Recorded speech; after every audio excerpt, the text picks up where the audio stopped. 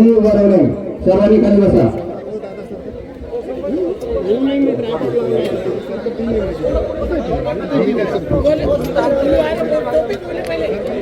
सर्वांनी खाली बसून गेले, कोणीही उभा राहू नये.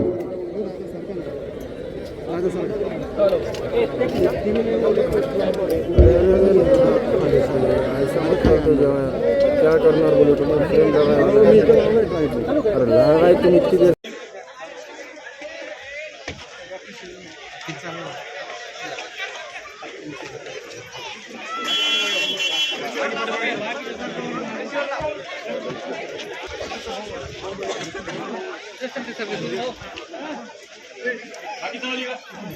बाकीचे सगळे पाठीमागे सरका, बाकी सगळे पाठीमागे सरका.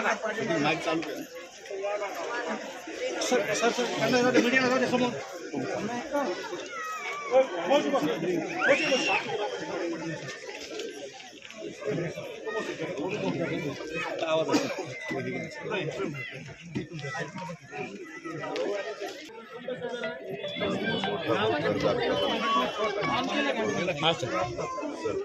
म्यूट केला. Hello hello hello. सर्वांना सूचना आहे की साहेब या ठिकाणी आल्यानंतर सर्वांनी खाली बसायचे. सर्वांना विनंती. माईक बंद करा. सगळ्यांचे मोबाईल सायलेंट करा. साहेब बोलताना मोबाईल कोणाचाही वाजू नये. कृपया साहेब साहेब इकडे 2च मिनिटात साहेब स्टेजकडे यायला लागले.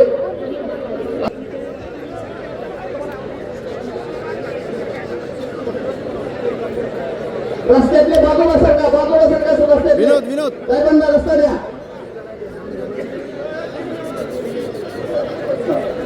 एक सेकंड बसतो एक सेकंड.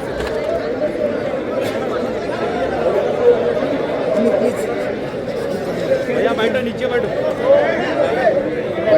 पाठीमागे सरका प्लीज. गावात आहे ना सगळे पाठीमागे सरका. नहीं पक्का नहीं है, पक्का नहीं है. ऑर्डर है उसका.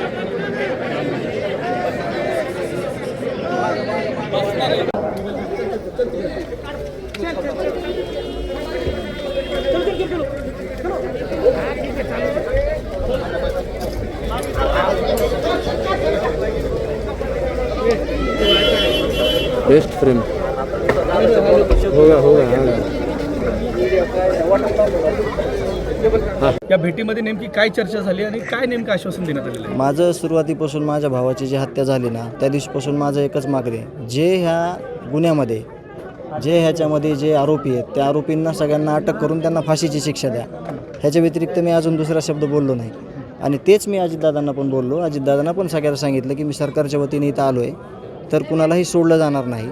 तर आपण 1-2 दिवस त्यांना सांगितलं मी की 2 दिवसामध्ये तुम्ही सगळे आरोपी अटक करा.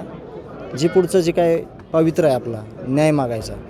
मला पण आता असं हे होतं आहे कारण आता विधी झालेत सगळे भावाचे. मला बाहेर पडता येईल थोडं.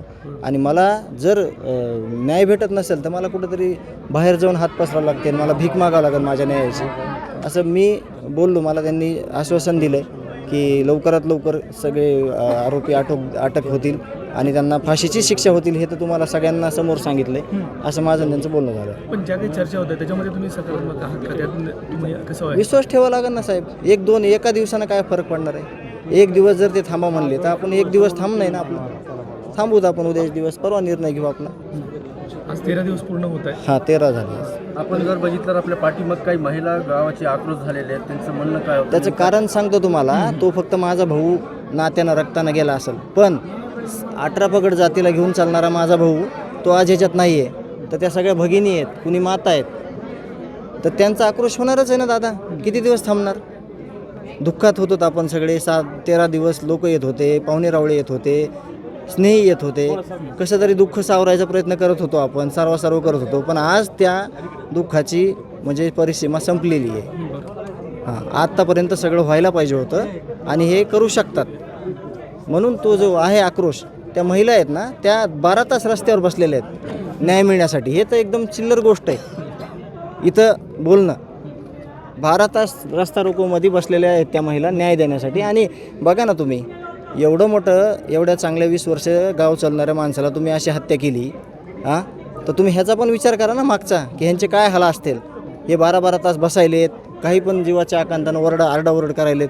त्यांचा विचार तुम्ही माझी विनंती आहे तुम्हाला प्रसारमाध्यमांना, की तुम्ही प्लीज, मी हात जोडून विनंती करू तुम्हाला, सगळा पोहोचवा हा आवाज आणि माझ्या भावाला न्याय द्या. या संपूर्ण प्रकरणामध्ये पोलीस अधीक्षक आहेत, त्यांची नियुक्ती वेगळ्या करण्यात आलेली आहे. काय अपेक्षा वाढलेल्या आहेत? अपेक्षा त्यांना 2 दिवसात त्यांनी आम्हाला रिझल्ट द्यावा, आरोपी जेरबंद करावेत.